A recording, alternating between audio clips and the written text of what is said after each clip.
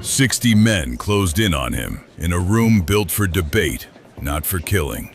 23 blades found his body that day, and when the one man in Rome qualified to actually examine what happened, looked at every wound individually, he came back with something that doesn't sit well with the legend at all. Most of the cuts on Julius Caesar weren't capable of killing him. A few barely had any force behind them at all. Out of 23 wounds delivered by roughly 60 senators who had all, in some fashion, agreed to be part of this, only one of them was ever actually going to end his life. This is the case file on the most famous assassination in the ancient world. 60 accused. One wound that mattered. Reopened. Welcome to the bone verdict. History writes down how they died. The body tends to disagree. So we go back, we look at the wounds, the bones, whatever physical record survives. In this case, one of the earliest written autopsy reports we have from anywhere in the ancient world, and we let that lead instead of the legend.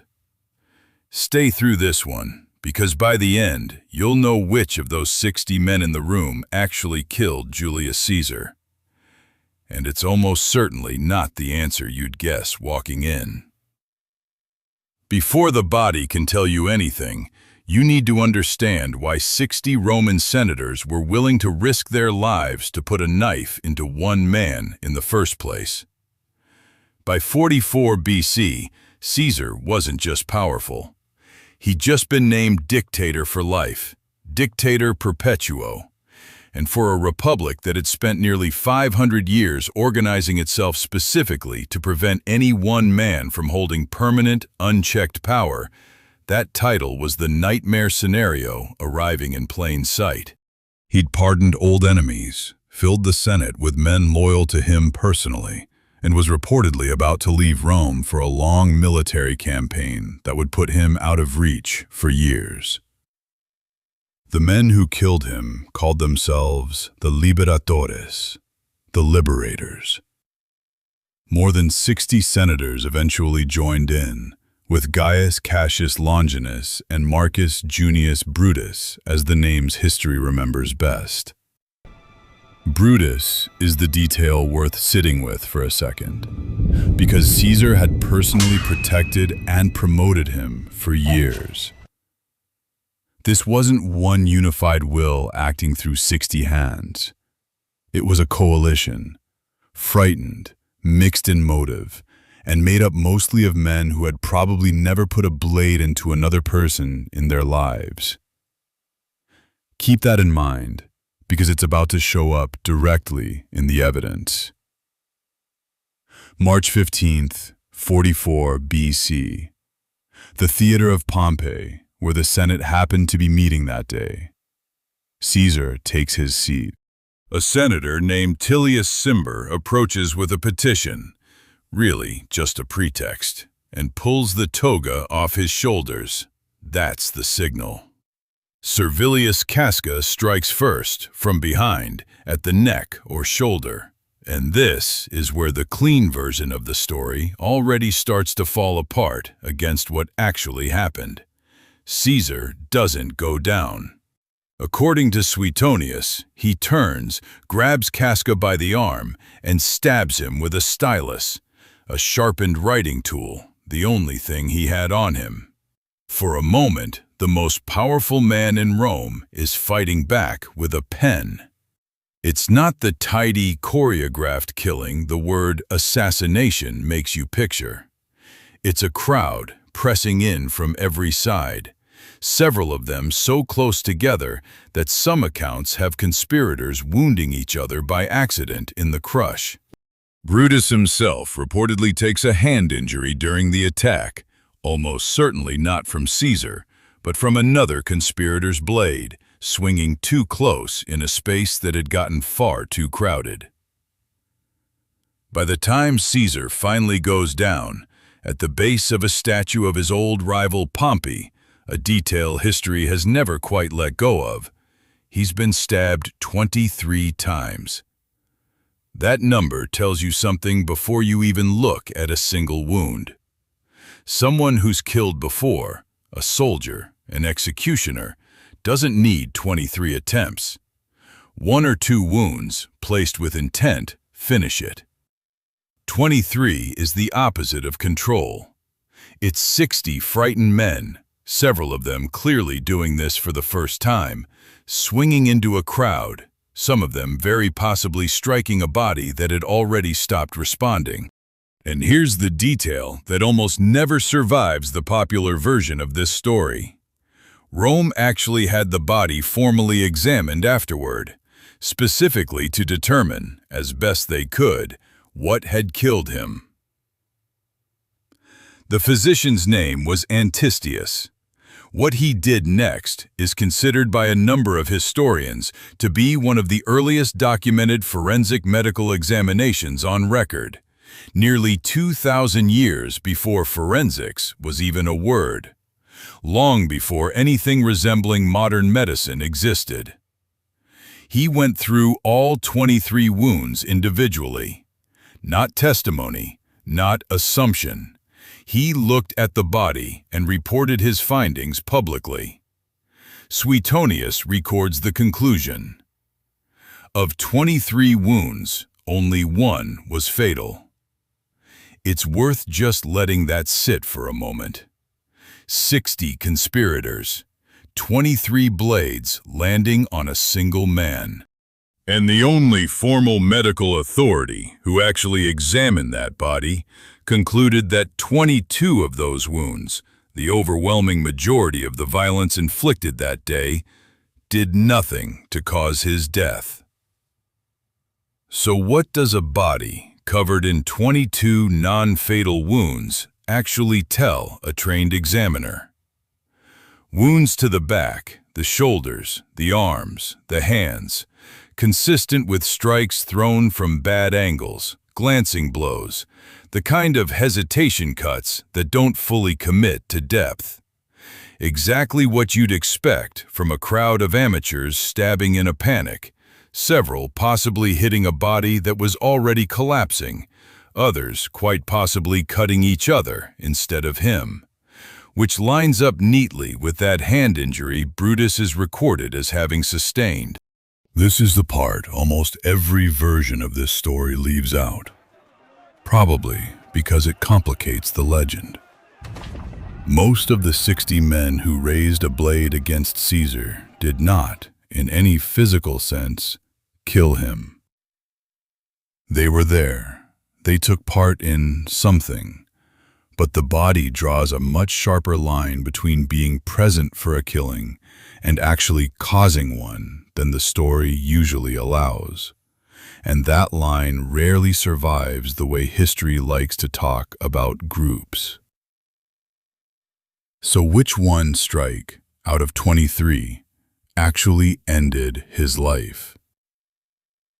Per Antistius's findings, as recorded by Suetonius, it was the second wound, a strike to the chest, with enough depth and the right direction to reach the body cavity and prove immediately lethal.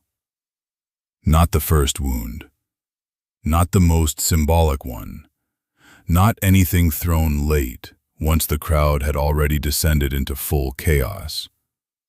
The second strike, early. While Caesar was likely still on his feet, still capable of fighting back with that stylus, before the panic that produced the other 21 wounds had fully taken hold. That one detail changes how the whole event should be read. Whoever delivered that second strike wasn't flailing in a mob. They had a clear line to him while the situation was still controlled enough to place a wound with actual intent. And they used it. We don't know from the ancient sources exactly whose hand that was, but the body suggests that out of 60 men in that room, exactly one of them acted with the precision the moment required, while 59 others layered violence onto a man who, medically, may already have been past saving. Here's where the part of the story most people already know picks back up. and it's worth keeping that one wound in mind while it plays out. The conspirators expected Rome to celebrate them as liberators. It didn't happen that way. They fled the building, several still holding bloodied blades, waiting for a welcome that never came.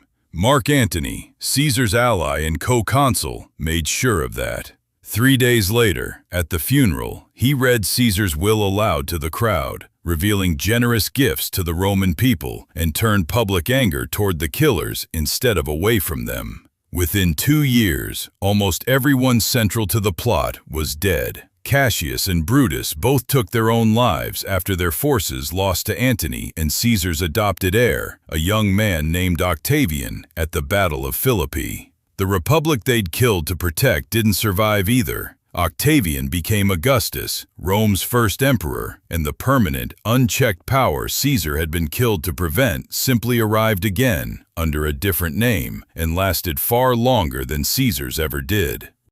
Here's why that one forensic detail matters well beyond just this one assassination. Go look across history. Court records, battlefield investigations, even modern studies of group violence. And this exact pattern shows up again and again. Groups that commit to violence together almost never leave physical evidence that matches the unity of the story they tell about themselves afterward. Some hesitate. Some strike only once the outcome is already decided. Some barely participate at all, land one token wound, and let the size of the group carry their guilt for them. Caesar's body, examined within hours by a physician history barely remembers, is one of the oldest physical records we have of exactly that gap, between what a group claims to be collectively responsible for and what their hands actually did. 60 senators raised a blade that day in the name of liberty. The body says only one of those blades actually mattered to the outcome. It's worth pausing on Antistius himself, because what he did in 44 BC quietly anticipates something forensic pathology still relies on today. Sequencing wounds, classifying them, working out not just that injuries happened, but which ones were survivable, which were immediately fatal, and in what order they probably occurred relative to how much the victim could still move or resist. He had none of the tools a modern examiner has. No toxicology, no microscopy, nothing beyond direct physical examination. And yet, the core of his method holds up well enough that 2,000 years later, pathologists looking at contested or historical deaths are still asking exactly what he asked. Which wound was fatal? And does the evidence actually support the story being told about how it happened? In Caesar's case, it didn't fully support it. The story was 60 men, united, committing one act together. The body said one effective wound, delivered by someone with a clear line and clear intent, surrounded by 59 acts of violence that barely registered biologically. We don't know, and probably never will know for certain, exactly whose hand delivered that fatal second strike. The ancient sources disagree with each other on details, contradict each other on sequence, and were mostly written decades later by authors who had their own reasons for shaping the story a particular way. But that uncertainty is part of what makes this detail so striking. The legend depends on shared collective culpability. 60 men, one unified act, history's most famous betrayal. The body, examined honestly in the hours after his death, won't cooperate with that framing. It insists on something much smaller and far more specific. One wound ended a life. Everything else was noise, added on top of an outcome that had already been decided. This is exactly the kind of gap this channel exists to look for. Not to argue with history for the sake of it, but to ask what the physical evidence, taken on its own terms, actually supports. Most ancient deaths we think we understand were never examined this carefully at the time they happened. Caesar's was, almost by accident, because his death was too politically loaded for Rome to just accept the official version without scrutiny. That one decision, to have a physician actually look at the body instead of relying purely on what people said happened, is the only reason we know the difference between 60 accused men and one effective wound at all. Without Antistius, this is just another story about a unified conspiracy. With him, it becomes a case file with an actual verdict behind it. History gave Julius Caesar's death one story. A unified Senate, 60 men, a single collective act of betrayal in the name of the Republic. The body, examined within hours by a physician history barely bothered to remember, told a different one. Chaotic, hesitant, mostly ineffective, with exactly one precise early wound buried inside 22 that, biologically, barely mattered to how things ended. That's the gap this channel lives in, not the story everyone already knows, what the evidence, looked at honestly, actually shows. So tell me, now that you know only one wound out of 23 was ever fatal, does that change how you see the other 59 men who raised a blade that day? Murderers or just present for one?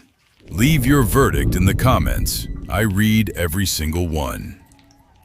Case closed. I'll see you in the next file.